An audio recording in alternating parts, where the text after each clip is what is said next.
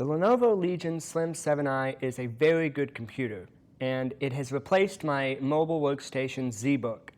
I still love HP ZBooks, but unfortunately this year HP just didn't quite have what I wanted for the money.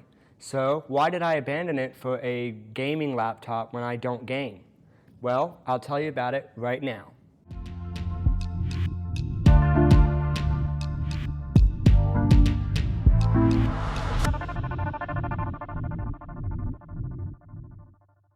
First, I just want to let you know that this channel is not currently monetized, and I do not currently receive free review units from manufacturers. So if you want to support this channel, obviously like and subscribe. But if you want to support me more directly, please check out my books. I have written 3 of them thus far. I'm an author.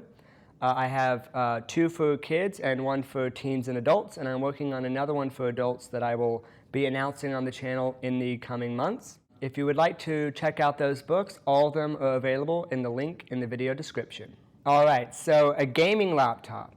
Why did I settle for a gaming laptop? Well, in some ways, I didn't settle. The build quality of this device is similar to, if not on par with, my HP ZBook. It has all aluminum casing all the way around, from the keyboard deck to the lid to the bottom. It's all metal, which contributes to it feeling very solid, much like my ZBook did.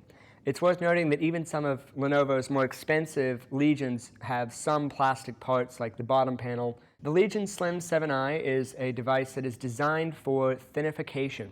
It takes their Legion 7i and Legion Pro line and it slimmifies it. Now, I've never actually been a big fan of little skinny laptops because I would rather have more performance and more ports. But that's what's interesting about this device, is it gives you basically everything.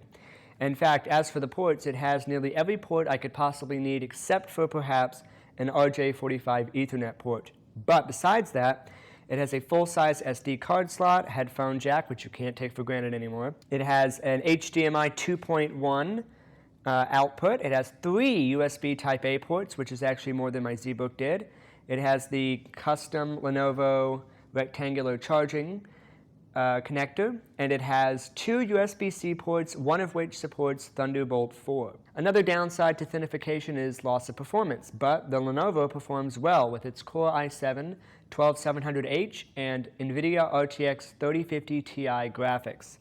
Now, a lot of reviewers have reviewed this particular model with the 3060 as opposed to the 3050 Ti with 4 GB of VRAM. This device is available with a number of different GPU and CPU options, but I picked the one that was the right balance of performance and pricing. I got my unit for right around $1,400, which I think is actually an incredible deal for this device. Some other noteworthy features are the per-key RGB backlit keyboard, the 16:10 aspect ratio, 2K 165Hz display, the dual NVMe Gen 4 SSD slots, and the Wi-Fi 6 upgradable Wi-Fi card. This device performs just as well as a lot of its thicker counterparts. So let's take a look at the performance numbers. In Cinebench, this is able to score just over 17,000, whereas my ZBook with an i7-11800H was only able to get somewhere in the neighborhood of about 11,800. So one generation of CPUs later, and we have multiple thousands of points increase.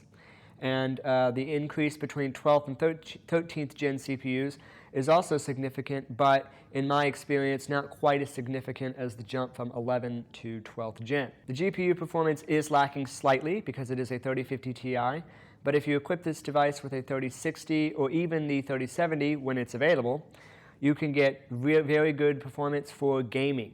So if you're planning on doing 2K gaming or 1080p plus, which is 1920 by 1200 resolution gaming at 165 Hz, this computer with this GPU will run pretty much any game you need it to run. On all Lenovo computers with dedicated graphics, you will have Lenovo's Vantage software. The Vantage software allows you to tune certain parameters. It allows you to change the keyboard backlighting. It allows you to check for software and firmware updates for your GPU in particular, but also the CPU. And it allows you to overclock the GPU. So the 3050 Ti in this device would probably benefit from an overclock, as it is a lower performing GPU in the 30 series lineup. There are a number of other convenient features in the Vantage software, such as the ability to check the warranty status for the device and to see the status of the RAM and storage drives in your computer. It's worth noting with regard to performance that the LED light around the power button / fingerprint reader will actually change colors depending on the performance mode you have enabled. I immediately upgraded mine with an additional 2 terabytes of Gen 4 SSD storage for a total of 2.5 terabytes because I use this computer for video editing and animation. And I also upgraded the RAM from 16 gigabytes to 24 gigabytes. It's worth noting that the way this device is configured is a bit different than Lenovo's thicker gaming laptops. It only has 1 RAM slot. That's because 8 gigabytes is soldered directly to the motherboard and cannot be removed or replaced. I found that 16 gigabytes was generally enough for the work that I was doing, as I was maxing out at about 11 gigabytes. But as I want this device to be as future-proof as possible, I upgraded it with a 16 gig stick, bringing me to a total of 24 gigabytes of RAM. I'm not 100% sure if this device supports double-sided SSDs. If it did, for both slots, that would support a theoretical 16 terabytes of total storage, but I have not been able to test that, so I'm not 100% sure if either slot supports double-sided SSDs, although it does appear that at least one slot does support double-sided SSDs. As for the battery, it's a little bit low for what I would want. Lenovo's website lists a closer to 90 watt-hour version, and I wish that was in this particular device, but unfortunately it is not. However, the battery life when at 60 hertz is still very reasonable. I was able to average about 7 to 8 hours or so of use at 75% brightness with the screen set to 60 hertz. I was not doing any video editing or animation. I was doing Netflix, I was doing general internet browsing, and I was doing writing books, working on a novel. If you were doing any kind of gaming, the battery life will be significantly less. And actually, the performance generally will be significantly less. So one thing that's worth discussing is Intel versus AMD. Now, for Intel's 12th gen, that would compete directly with AMD's 6000 series CPUs. And in every possible way, the Intel 12th gen CPU beats the AMD 6000 series CPUs handily, except for one thing, which is battery life. Not only does the AMD CPU variant of this same computer have better battery life when unplugged, but the AMD variant also has better performance when unplugged. When this device is unplugged, the CPU dials back performance considerably. So this is not a gaming laptop you'll generally want to use unplugged. If you want to use it unplugged more often, you'll want to purchase the AMD variant of this device. Speaking of performance, I did quite a number of tests of the CPU on this device, the i7-12700H with 14 cores, and it was quite good. However, I was not able to get some of the performance numbers I've seen others getting.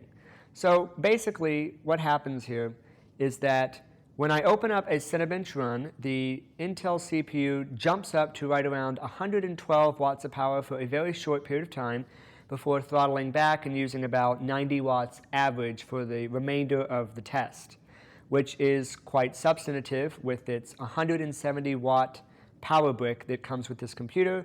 There is also a 230 watt power brick, but that one will not come with it unless you get the 3060 or 3070 GPU.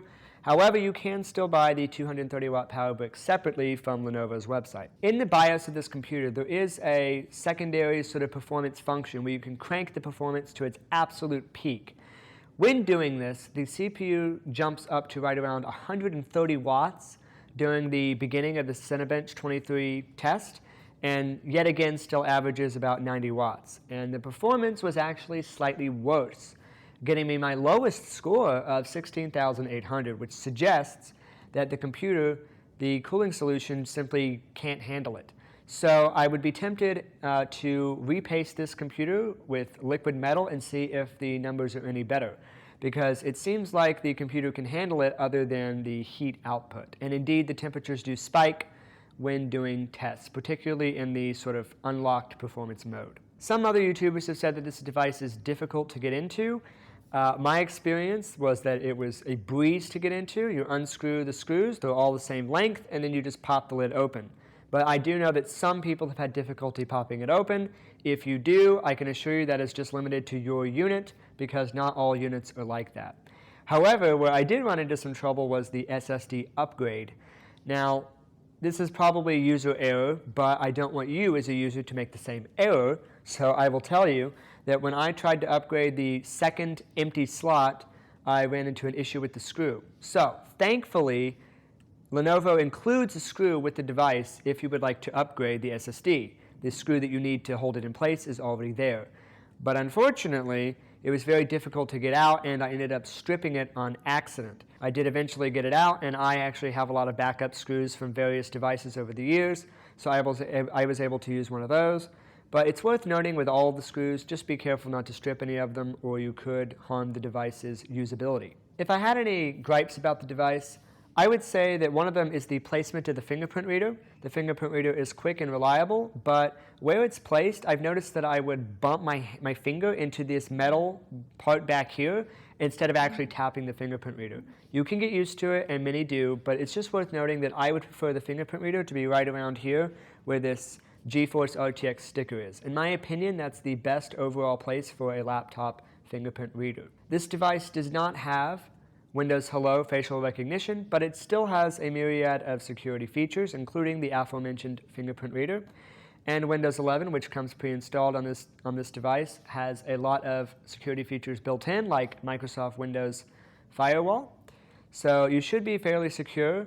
However, it's worth noting that there's a few things you should probably do when you purchase a new computer of any kind, but particularly one that you expect to perform.